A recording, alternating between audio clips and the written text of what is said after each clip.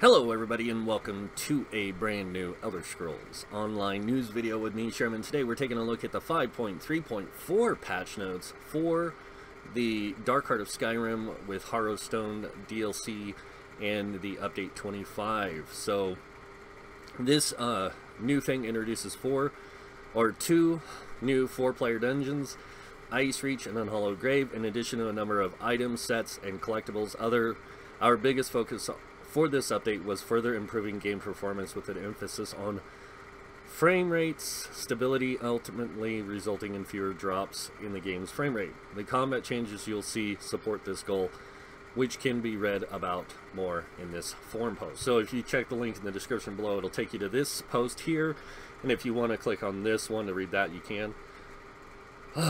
Okay, additionally, please take note that for this update we are refreshing our patching and file manifest data to remove duplicate files and older data that is no longer needed. This will result in major improvement of load times, streaming of assets, reliability of asset loads, and a reduction of space taken up by the client on your hard drive. In order to achieve this, you will be required to re-download the entirety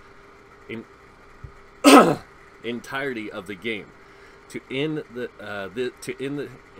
this end, the size of this update is 64.22 gigabytes. To read more about the patching overall, please visit this website article. Don't forget, we've added a free Crimson Torch bug pet to the Crown Store for the next 2 weeks as a thank you for completing the re-download.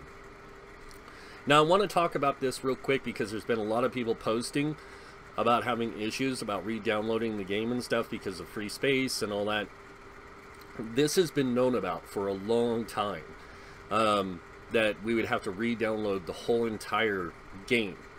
And when it says whole entire game, they're not kidding. You download pretty much the entirety of the original game and everything up to now, and then what it does is it compresses the files, does everything it needs to put it into this 64.22 gigabyte space, which comes out to 66.6 gigs of total hard drive space used.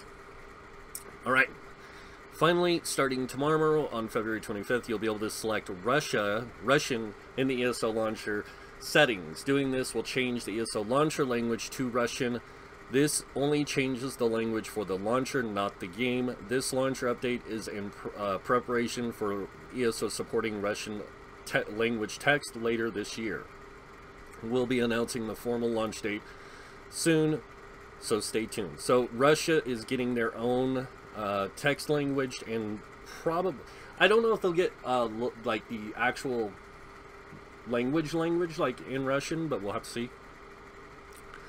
Alright, so let's go over the patch notes for this thing. Going down, new features, updates, and big changes. Harrowstorm DLC Game Pack, 2 new dungeons, Ice Reach, hidden among the churning caves of the Sea of Ghosts. The Frigid Isle serves as the seat of power for the cruel Ice Reach Coven. Now lashing storms swirl around it. Could this be a natural phenomenon or something more sinister? We know it's something more sinister. Those of us who played it on the PTS. Unhallowed Grave. Long ago, the soldiers of the Bankora garrison buried something away in the accursed cavern, an evil too great to leave unguarded. Now, centuries later, even the most daring Redguard explorers know to give this grave a wide berth. So these are 2 new 4-player dungeons, we know that. One is reached via Hrothgar and Bankora, respectively. Both dungeons include a normal version in addition to a challenging veteran version. There is a hard mode for both these dungeons, but remember, hard mode only applies to the last boss, not the whole thing. There are unique item sets, including 2 new Undaunted Mask sets, only available in the dungeons, and unique achievement awards, a unique body marking, a unique weapon style, several tiles, and unique housing items. The new item sets for Update 25 brings the standard 8 new dungeon sets and 2 new light. That's 2 light, 2 medium, 2 heavy armor, and 2 unique monster sets split up based on each dungeon released. Additionally, there are new Cyrodiil crafted sets. These item sets are crafted from stations that are inside the 3 capturable towns. Yeah, we all know that. In order to reach these areas, you must first ensure your alliance has control of the town, so prepare to spill blood. Do note, however, that these stations will still remain attunable for the crafty crafters who do their writs. Alright, starting with the monster, or with the Ice Reach sets, we have Hitty's Hearth, which is a light armor set. 2-piece, 3-piece, both add magic recovery. 4-piece adds max magicka, and then the 5-piece. When you heal yourself or an ally with an ability, gaining a warming aura for 10 seconds. While in the warming aura, you and your group members restore 1,020 health every second and reduce the cost of sprint, block, and dodge by 5%. This effect can occur once every 12 seconds.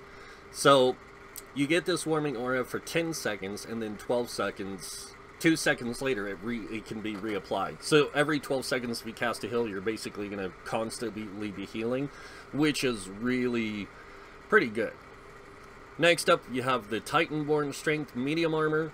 This adds physical penetration on the 2-piece. 3-piece adds weapon damage. 4-piece adds max stamina. And then the 5-piece adds 110 weapon damage and physical penetration. This bonus doubles to 220 weapon damage and physical penetration when under 75% health. And then the bonus quadruples to 440, 4960 when you're under 50% health. This is actually a really good set. A lot of people thought it was going to be pretty bad. It's actually really good because it gives you a lot of penetration when you're lower health. So it's almost a set that's made for you to take damage in order for you to deal damage. So it's kind of, there's a trade-off there. But if you got a really good healer who can keep you within that 50% range, man, you can dish out some damage with this. Next up, we have Banai's Torment, which is a heavy armor set. I'm not going to lie, I'm not happy with a lot of the sets they introduced this dungeon DLC because I think they need to start focusing more on the play how you want and less on the play how yeah, never mind. Alright, 2-piece, 4% healing taken, 3-piece max health, 4-piece max stamina, and then the 5-piece, when you taunt nearby enemies, you tether them for 5 seconds. While tethered, you apply Major Maim to your enemy, reducing their damage done by 30%, and you gain Major Vitality, increasing your healing taken by 30%. The tether is broken if the enemy moves within more than 8 meters away from you, and the effect lasts for 14 can occur once every 14 seconds. I tested the set. It's not bad. It's better for solo play than it is in group play. I'm not gonna lie. In group play, it really works well in dungeons. Don't know how well it would work in trials, but definitely really good for solo play. Next up, Mother's Cannonade, and this is the new Ice Heart, basically.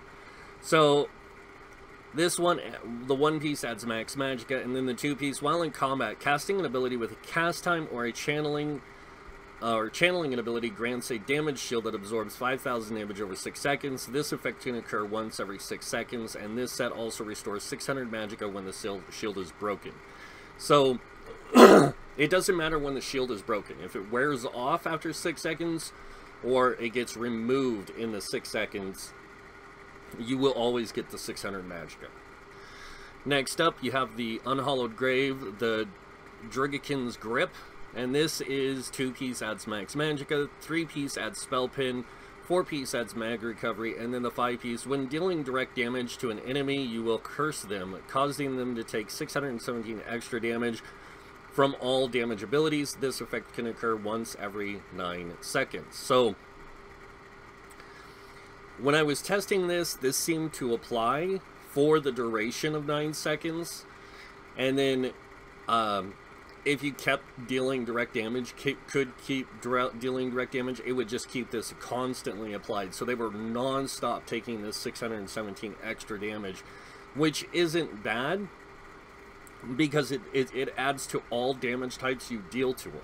So if you got a dot on them and you're applying a burn, you know, you've got a burn dot and you got an AoE, and that AoE is doing damage, that burn dot's doing damage, it's going to take that 617 for each of those. It's kind of interesting. Next, we have Aegis Collar, and this is a medium armor set. So 2-piece weapon damage, 3-piece stam recovery, 4-piece weapon damage, and then the 5-piece. When you deal critical damage with a melee ability, summon a Lesser Aegis for 11 seconds. After 2.5 seconds, the Lesser Aegis spins its blades, dealing X amount of bleed damage every second. This effect can occur once every 12 seconds. So you summon this thing for 11 seconds. Basically, you get like a 1 second in between time of it being up. It's not hard to get to proc if you have a really good critical build. So if you run in something like, say,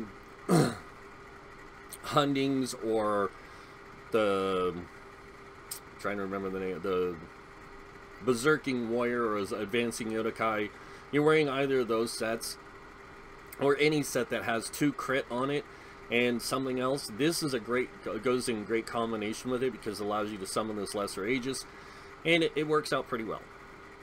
Grave Guardian, heavy armor, max stam, max health, and that's on the 2, 3, and 4-piece.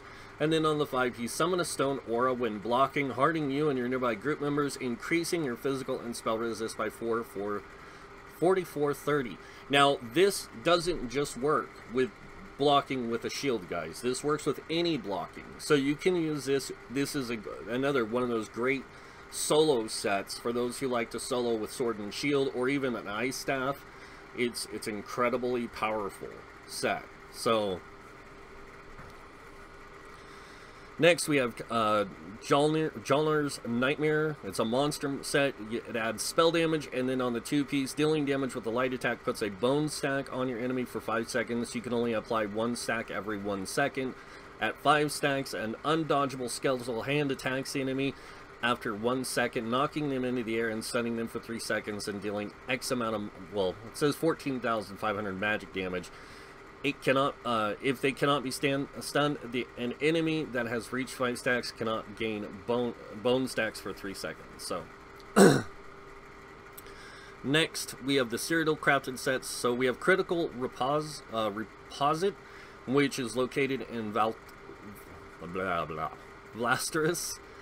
And the 2-piece adds critical resistance, 3-piece max health, 4-piece critical resistance, and when you take a critical damage, you apply minor uncertainty and minor whatever to the enemy for 9 seconds, reducing their physical and spell critical by 13, 14, and reducing their critical damage by 10%. An enemy can only be affected by critical reposits once every 10 seconds. So this is actually, I didn't get to test this set, but from what I've heard from others, this set is extremely powerful against crit builds, especially in Cyrodiil. So like gankers and things like that, it's really good against. Unchained Aggressor, located in Bruma, adds 2-piece max stamina, 3-piece stam recovery, 4-piece weapon damage, another 4-piece is spell damage. So you get both weapon and spell damage on this. And then after breaking free, you gain Major Berserk for 6 seconds, increasing your damage done by 25%. This effect can occur once every 16 seconds. It's a nice set.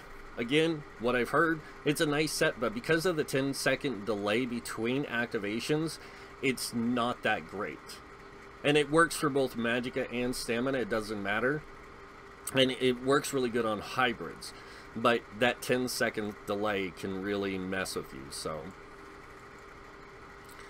Next up, we have the Dauntless Combatant, and this is located in Cropsford. This one gives you max stamina on the 2-piece, 3-piece max health, 4-piece max Magicka, 5-piece gives you max health, and then there's another 5-piece bonus. When you are affected with it by a disabling effect, you automatically break free for no cost. After using this effect, you become winded and cannot re-trigger this effect for 21 seconds.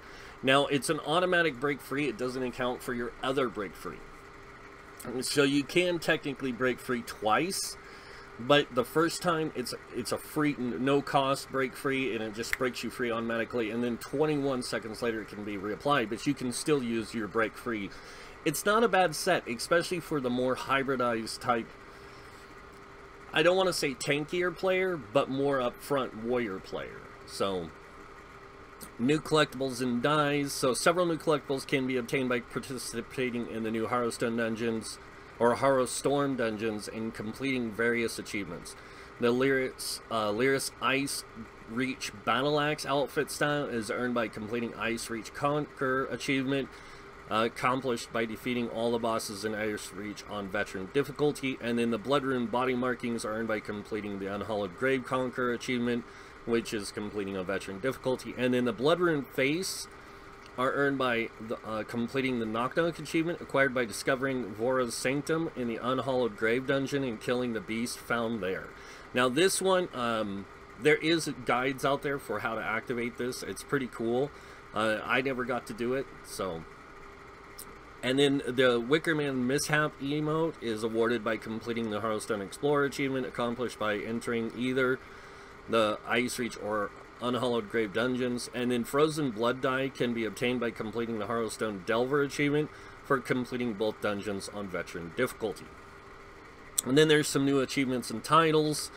I'm not going to go over those. New furnishings, and then base game changes. So performance improvements, frame rate and stability improvements have been achieved by optimizing several systems.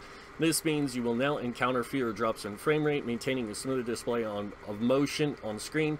Please sit below for a brief explanation of technical work that was completed to support this, and then they go through what was done. New PvP campaigns, though, they've done some really interesting stuff here. We have Black Reach 30 days CP enabled, no alliance locked. Raven Watch 30 days no CP, no non-alliance locked, and then Grey Host 30 days CP enabled, alliance locked. So they do have a CP alliance locked one and an unlocked one. So interesting, they went that route this time. And then they have the Ice Reach, which is the 10 to 49 campaign. There's new collectibles, Knight's Resolve, and then the Circle Armor and weapon outfits are obtained by purchasing the Knight Resolve and Knight Rebuke from a war researcher in Cyrodiil. And then Master Writ furnishings, there's some new stuff in here. I'm not going to go over all of it. That's a lot of, there's quite a bit of stuff there. Undaunted achievement furnishings, of course. Combat and gameplay, Templar, Aedric Spear, Piercing Spear. This ability does not currently gain increased damage versus blocking targets. This will be fixed in a future instrumental patch, so that's a known issue. Moving on, Clockwork City got some adjustments. Dark Brotherhood. Dragon Bones, Dragon Hold got some fixes to dragons, the Glyphtodon, Mountain Bristlebacks, and then the Moongrave Fane motive pages are no longer restricted in how often they can drop per day. Other stuff. Elsewhere, Necromancer. So due to many mechanical issues with the Necromancer's engagement with corpses and targeting of corpses, the following changes have been made to help alleviate some of the shortcomings. Blastbones and its morphs corpses will no longer last 6 seconds rather than 5 seconds. Will now last 6 seconds rather than 5. Skeletal Mage and Spirit Mender and their morphs corpses will now last 10 seconds rather than 5 seconds, and improved the targeting area from all tether abilities, and will now link to their corpses closest to your reticle from a much larger radius. Gravelord, Blastbones, the skeleton from this ability and its morphs will now attempt to leap from up to 28 meters after a short delay of spawning in rather than 15 meters, and they fixed an issue where the skeleton would appear to jump backwards when leaping in close ranges. The skeleton will now properly attempt to face the target while leaping rather than moonwalk jumping. Increased the speed in which the skeleton jumps. There are developer notes here, but I'm not going to go through them. Boneyard, reduced the cost of this ability and its morphs by 3,780 down from 4,950, and they fixed an issue where the synergy granted for this ability and its morphs would fail to deal damage if activated it from the edge of its radius. Bone Tyrant, Bitter Harvest, Dead in Pain fixed an issue where the major protection of this ability was not extending if you had Jorvold's Guidance or other duration extending bonuses. And then Bone Totem, Agony Totem fixed an issue where the visual effects from this synergy or of pure agony's cooldown indicator would appear to allies who were still on cooldown. The Beam of Necrotic Lights will now show itself when you can activate the synergy. Living Death, Reanimate fixed an issue where this ability and its source would not trigger events that required resurrection to procs. Sun-inspired trial. The following abilities will now play the correct impact sound effects, and then some housing fixes, some quest and zone stuff.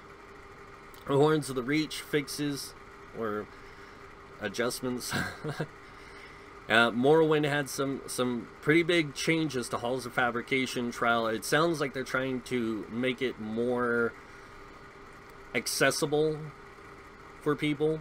Murkmire had some adjustments and stuff. Orsinium, Scalebreaker. And then Somerset had some adjustments and stuff to some of the enemies, the quests and zones. Thieves Guild, of course. Wrathstone, Frostvault, Stonekeeper had some adjustments.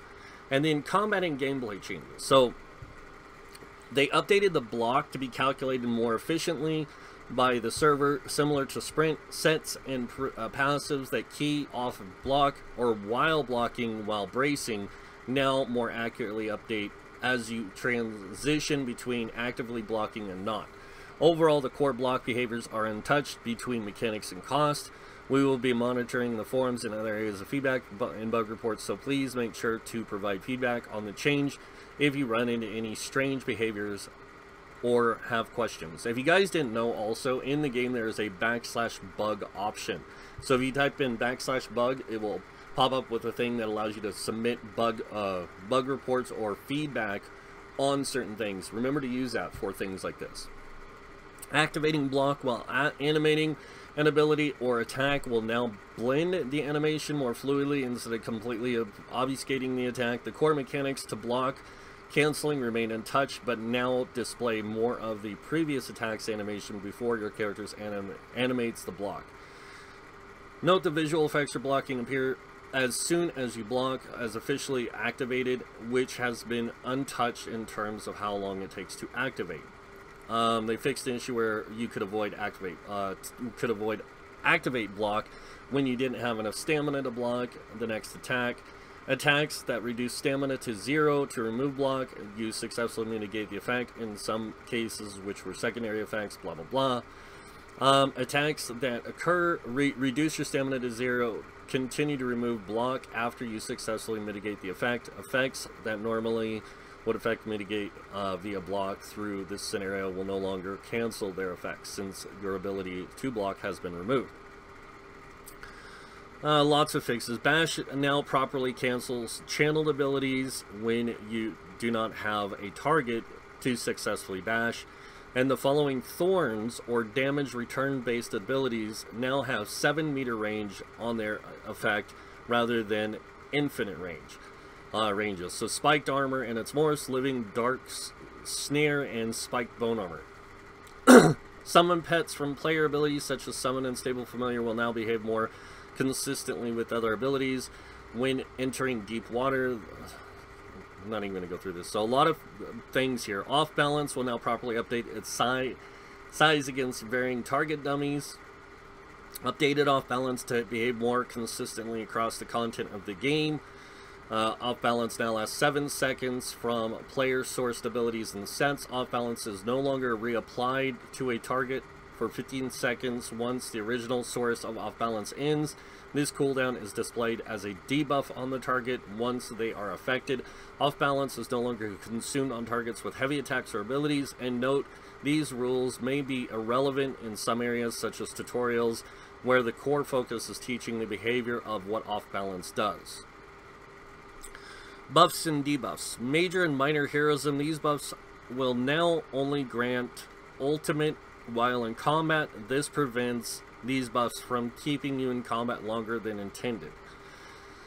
Dragon Knight, Art and Flame, Dragon Standard, fixed an issue where the first 3 ticks of the ultimate and its morphs would appear to happen instantaneously. Flame Lash, the special attack from this ability, and Power Lash can now only be cast on enemies that have been immobilized or that are immobilized.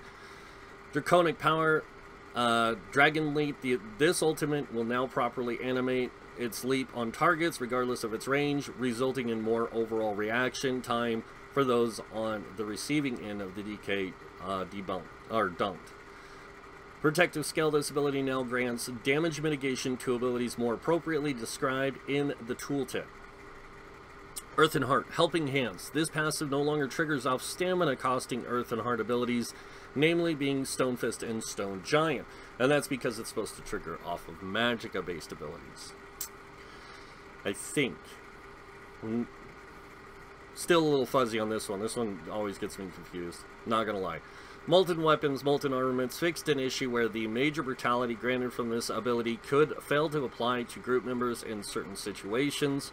Stone Fist updated this ability to improve its visual storytelling and per casting impact. Stone Fist is now a two-part ability instead of a singular instant mid-range attack.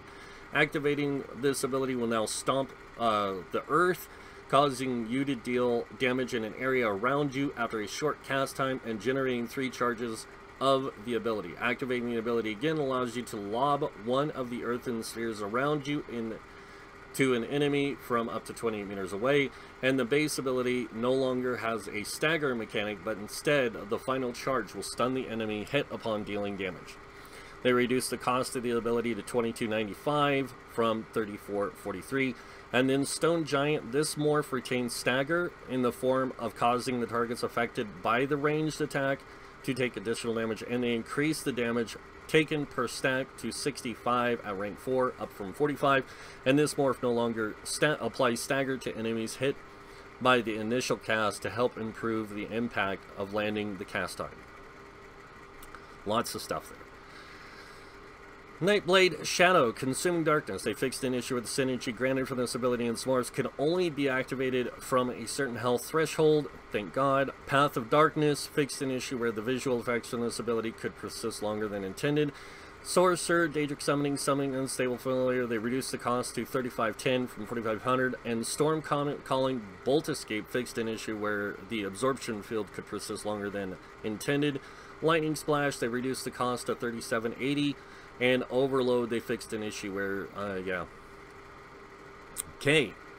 Templar, Aegis Spear, Spear Shards. Reduce the cost of this ability and morph to $37.80 from $49.50.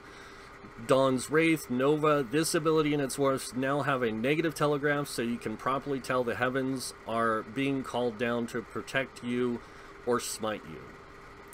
Restoring Light, Sacred Ground. This passive no longer snares enemies in the area. Instead, it increases your block mitigation by an additional 10% while standing in one of the mentioned abilities. So this is actually a really cool fix for Templars. This now puts them in the range of being really good tanks, and I really like this change. Even though I like the snare a little bit, I like this change more because having more block mitigation really does allow you to tank more effectively, no matter what tool you're using. Warden, Green Balance, Fungal Growth. Fixed an issue where the visual effects from this ability could display at incorrect angles. As a result of this fix, however, it will no longer conform to terrain. Enchanted Growth fixed an issue where the visual effects from this morph would not refresh if this ability was recast early. Living Vines, a fix. Winter's Embrace, Glacial Presence. This passive now increases your critical damage against enemies and critical healing against allies who have been recently affected with the chilled status effect. So, kind of interesting. Not sure how I feel about this, because if it's the one I think it is, this is not a benefit, in my opinion. Weapon. Bow, Poison Arrow, fixed an issue where this ability and its morphs would cancel any previous cast abilities such as times or channels. Poison Injection, fixed an issue, of course. And Ballista, fixed an issue. Volley, reduced the cost to $35.10 from $4,500. Destruction Staff, Destructive Touch, fixed blah blah blah. Wall of Elements, they reduced the cost and fixed numerous issues involving visual effects and abilities in its morphs. Dual Wield Blade Cloak, reduced the cost. Twin Blades and Blunt, fixed an issue. The bleed from this passive was not consistent with its proc conditions. One-Handed and Shield, Battle Mobility. This passive now accurately describes what it does. Restoration Staff Panacea, they fixed an issue with Life Giver. Yeah. Two-Handed Berserker Strike, fixed an issue and reduced the damage done by this ability and morphs by approximately 16%, better account for the fact that it also ignores mitigation.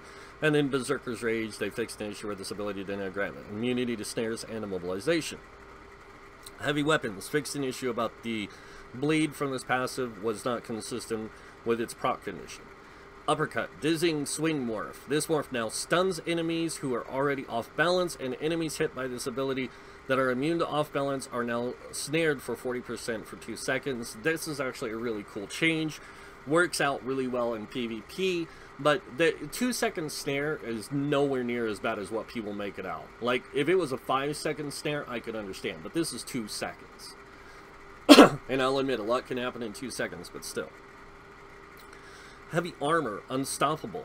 Unstoppable Brute. The cost reduction of CC for this ability is now properly linked to the major resolve it grants and will increase duration with bonuses such as Jorvald's Guidance, but will also be lost if a longer source of major resolve is applied. Alright, sorry I had to get a drink, guys. Moving on, Soul Magic, Soul Trap, fixed an issue. Drain Essence, the Sun from this ability and Smorphs now occurs when you cast, the cast completes rather than when it begins. And this is funny, they're doing all these changes to Vampire here, but it's getting a complete rework in the next update. Fixed an issue where casting this ability in rapid succession could cause it to get stuck and cause various animation issues. Werewolf fixed in a lot of fixes. That's all I'm gonna say. Mage's Guild Meteor Shooting Star. This ability no longer grants ultimate for hitting corpses. Sigic Order, Concentrated Barrier. This passive more accurately describes its proc conditions, and they remove the shield recharge visual effects that would appear every 10 seconds of not blocking. Bone Shield, Bone Surge, fixed an issue. Trapping Webs, fixed an issue. Alliance War, Support Barrier, fixed an issue, visual effects. Volendrung, updated many of the damage and scaling modifiers of the Daedric artifact to better match ability standards, so they did a lot of stuff here. Malakath's Revenge updated Ronuk's Rebuke and Runus Cyclone got some fixes. Itemization and item sets. So updated many item sets of the key off of the act of holding block, dub bracing, to use the terminology in their respective tooltips. This will prevent confusion where they are not meant to work with abilities that allow you to block without needing to brace, such as a shield wall. Consumables fixed an issue with poison, where poisons that dealt damage would inconsistently apply poison status effects when compared to damage over time effects. They will now properly have a 3% chance to apply this status per tick. Attempting to drink a potion while unable to drink no longer plays the sound, and yeah. Item sets. The following item sets will now appropriately react to their block state to display their functions. Dune Ripper Scales, Frozen Watcher, Grave Guardian, and Hispark. Affliction. Fixed an issue where this would apply. This set would apply Minor Defile and have a 15% chance to apply Disease. It will now always apply the Disease status effect instead, since the debuff applies Minor Defile already. So that's a good thing. Archmage. This set now properly triggers off Restoration heavy attacks. Armor of Truth, this set now grants its bonus after dealing damage to an enemy who is off balance rather than setting them off balance. So they kind of go into a thing here, but you guys can read that on your own. Ashen Grip, this set no longer forces your character into an animation, potentially getting stuck or displaying odd behaviors. Fixed an issue where this set didn't properly trigger off melee attacks, and they removed the 10-second proc chance and increased the damage to 5350 from 1118. This is an awesome fix to this set. I cannot wait to get out and test some more with it. I was having a blast with it on a kind of a hybrid DK, and it worked out amazing. So Auroran's Thunder updated this set's tooltip to better match its actual proc requirements, and they fixed an issue where this set wouldn't work with some melee attacks. They also decreased the damage per tick to 1147 from 1285. Briarheart, this set now no longer has a hidden 1-second cooldown on the heal, but the heal has a decrease of 378 down from 609. Increase the weapon damage bonus to 450, 1 point. and increased the proc chance to 25% up from 10. This just made Briarheart a fantastic set, like an amazing set. Claws of Yolnokrin fixed an issue where the set did not proc when using Trifocus passives. And then Clever Alchemist, they updated the in-combat check for this item set to be more accurate with what the client states. They increased the duration to 20 seconds, up from 15, and they increased the weapon and spell damage to 675, up from 661. This is actually really cool, because I've never been a fan of Clever Alchemist, but with this change, this is going to really allow for some really interesting hybrid playstyles. Not only in PvP, but also in PvE. Curse Eater, they fixed an issue where this set would fail to proc off ultimates or min wounds. This set now has an 8-second cooldown per target rather than overall. Increased the magic restore to 678 up from 600, and fixed an issue where this set shared cooldown with Stendar's Embrace. Curse of Dolomesh. This set now probably works off freed targets, on feared targets, sorry. Reduce the cooldown to 4 seconds from 7 seconds, and increase the damage to 12,507 up from 12,040. Drolog Bray fixed an issue where this set could be activated while Shield Wall or its morphs were active. Destructive Mage, this set's explosion can now be triggered by any heavy attack rather than only allies, and they reduced the cooldown of the application of this set to 4 seconds down from 10, and they decreased the damage to 6575 down from 7500. Jurger's Rest fixed an issue where this set wasn't triggering off its stated requirements. Dune Ripper Scale, they fixed an issue where this set would not activate the shield wall or its morphs were active.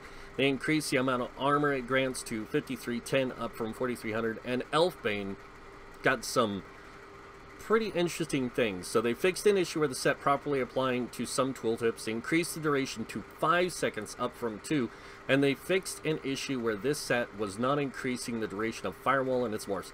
This actually is going to be great for DKs, mag DKs, who like using this set and like getting that good fire burn, fire durations, all that kind of stuff. It's great for that. Engine Guardian, they fixed this issue with the set's cooldown for abilities when the sphere could cast, and they fixed an issue where this set would leave the mortal realm if you entered deep water while it was active. Alright, Essence Thief. This set now procs off light and heavy attacks instead of only light attacks. They fixed an issue where this set could proc off friendly targeted light attacks, and this set now displays a beam of light visible to the wearer when the sigil spawns in the finalization of and finalizes its location in order to help increase its viability in visually noisy areas. Eternal Hunt fixed an issue where this set was considered damage over time instead of direct damage. Galeron's Revenge, this set now only requires 5 stacks to trigger, down from 6. They increased the damage to 9630 from 4730, and added a 1 second cooldown to applying stacks. They also fixed an issue where this set would fail to apply properly with lightning or restoration staves. Ice Furnace, this set no longer requires direct damage with a proc chance to trigger. Increase the damage to 1644. This is actually really good for what I call the fire and ice tanks. They're basically DK tanks that use ice staves. This is going to be really good for them. Iceheart, they fixed an issue where this set was considered direct damage instead of damage over time. They reduced the damage shield to 5,000 from 8,600, and they reduced the damage per tick to 500 from 770. This is, now that I've tested it, I can actually say this is still a great set. It's not a fantastic set, but it's still a great set. Infallible Mage, they fixed the issue where the set's damage amp was not properly applying to all heavy attacks. Note that the minor vulnerability now applies its tooltip and requires a fully charged heavy attack to apply. Infernal Guardian, this set now procs when you apply a damage shield ability on yourself or an ally. Updated the tooltip to better reflect the proc conditions of this set, and fixed numerous issues where it would not obey its listed and intended proc conditions. I'm glad they fixed that. Infernal Guardian was an interesting set because it works really good on DKs. It's an amazing set for a DK tank if you want some extra damage, especially if you're going for more fire output and stuff. This is actually really good, and it works best on a Dark Elf. Or, you know, High Elf works, but I mean if you're tanking, Dark Elf, because you get the dual stats. Jolting Arms slightly redesigned this set to operate more efficiently on the server, resulting in a fix for the bash damage failing to apply properly in most cases, and turning its numbers to be more appropriate for the set and with its level of engagement. Reduce the amount of armor granted to 620. The damage bonus now adds a flat 6,086 damage to your bash attacks rather than a separate 5,805 shock damage. And they updated the tooltip to probably mention the cooldown and this damage bonus. So, Jolting Arms, it's a good set for a sword and shield user, or a melee weapon and shield user. It's a really great set for that. And now that it does physical damage to your bash attacks, that's going to be even better. So I really can't wait to see what people come up with that set, because I think we're going to see this set making a slight comeback when it comes to certain things. Lecky's Focus. This set now grants major evasion rather than a unique buff. Remove the healing reduction of this set. Reduce the penalty of area effect damage to 15% down to 25%.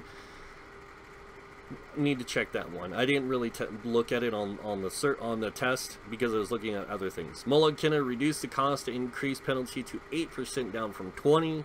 That's going to be actually a really good one, because 8% is nowhere near as bad as 20. Merkeldin. This set now properly mentions its cooldown in the tooltip. Fixed an issue where the light attack from this set would snare enemies, and fixed an issue where the damage dealt from this set's attacks were highly inconsistent. They also removed the proc chant from this item set, so now it will proc every time you do what you're supposed to. That's really cool. Prisoner's Rags fixed an issue where this set was not providing the correct amount of magicka while sprinting. Robes of the Hiss fixed an issue where this set would fail to properly activate against snares under certain circumstances. This item set now displays a visual effect while the proc conditions is met. Excuse me for the coughing, guys. Scathing Mage. This set no longer considers the first tick of each damage over time as direct damage. This set no longer requires critical strikes to proc, and reduce the duration and cooldown to 5 seconds from 6 seconds. That just made Scathing Mage really, really good. Shadows of the Red Mountain. Updated the tooltip for this to better represent proc condition. Sheer Venom fixed an issue where this set would fail to proc its tick of poison injection damage over time. Increase the damage to 9,660. That is insane. So it's going to be really good now. And this one, Stormmaster, they fixed this issue where this set would fail to proc off Overload despite it being thematically appropriate to do so. Increase the damage to 1605 up from 1333, and fixed an issue where the damage done was considered a projectile rather than direct damage. Wow, that's going to be great. Thews of the Harbinger. This set now deals damage based on 6% of your max health rather than 4% of your current health. The set continues to deal damage regardless of range from the attacker. Tormentor. This set now properly works with explosive charge. And Vulcan Scoria fixed an issue where this set could proc off other procs. They need to fix Tormentor to work with the Werewolf, because if they could do that with the Werewolf Leap, that would make werewolves tankable. And that would be really cool for those who'd like to play werewolves, to be a tank werewolf. So Vulcan Scoria, they fixed an issue where this set could proc off other procs, fixed an issue where this set proc multiple times and hitting a large number of enemies, and it would. Vestment of Olorum fixed an issue where this set would trigger off siege weapons. Vicosa. This set now reduces enemy spell and weapon damage by 20% for 5 seconds with a 15-second cooldown when you bash an enemy you've taunted. So, Way of Fire updated the tooltip of this set, better represents its proc condition. I love the Way of Fire set, especially on DKs. Like, Way of Fire and Ashen Grip together are going to be a great combo, especially if you're doing that with, say,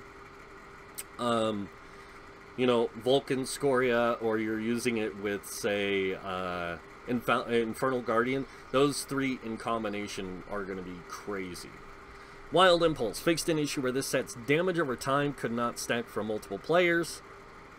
Wilder Queen's Arch, fixed an issue where the snare would stack with other snares. And then Wrath of the Imperium, they fixed an issue where this set was not properly granting its bonus to all 3 hits of Force Shock and its morphs. Zan, the ramping damage bonus of this set now has the maximum of 5 stacks to match its duration to prevent it from becoming widely powerful when used in conjunction with duration extension bonuses like Elfbane.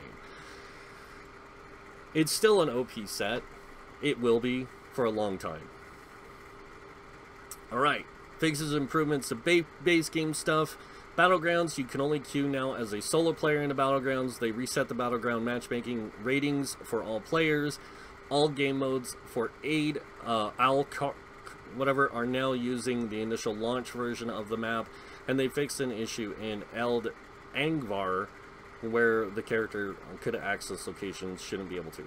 They also practice siege repair kits are now bind on pickup, and skirmish guards at Castle Brindle are no longer in locations where they could not be hit. Some art and animation stuff, audio stuff, combat and gameplay. They fixed an issue where objects between the camera and your character could be selected rather than objects under the cursor. It was weird. Monster stuff, lots of things here. World bosses will now receive proper loot when both Main, Scotty, and Urgoris in East March have been defeated. Don't know what that means, but okay. Crafting and economy stuff, Crown Store and Crown Crates, just lots of different fixes here, guys. Dungeon and group content. So lots of this stuff is mostly seems to be bringing things in line with how they're supposed to work, or just general fixes to help people be able to get through the content a little easier, or just general fixes on problems and issues that these things had. So exploration items and itemization, of course, they go into a lot of this stuff. Blah blah blah. I'm not even going through all this. But like I said, if you guys want to read this stuff yourself, you can check the link in the description below and check these out. You can also click on that link to go to the other two links that they list at the top of the page, which we'll go back to real quick. And then you guys can, decide from there on what you think about the patch notes yourselves. I know there's a lot of people out there that dislike a lot of the stuff that sets bonus, like the set bonuses of the new sets and things like that. There's a lot of them that, when looked at from the perspective of meta, yeah, they're not great. But if you look at it from the perspective of I just want to play the game and I want to have a build that does what I want it to, or I need it to do, a lot of these sets work really good for those different kinds of combinations, or those different kind of play structures or play styles. So, but other than that, that is it for the video, guys. I hope you guys enjoyed it. If you did, you guys know what's coming next. Go ahead and hit that like button. If you guys want to see more videos by me, you can subscribe. Other than that, I want to thank you all for watching. Until next time, have a wonderful day, and this guy might see you in game. Bye.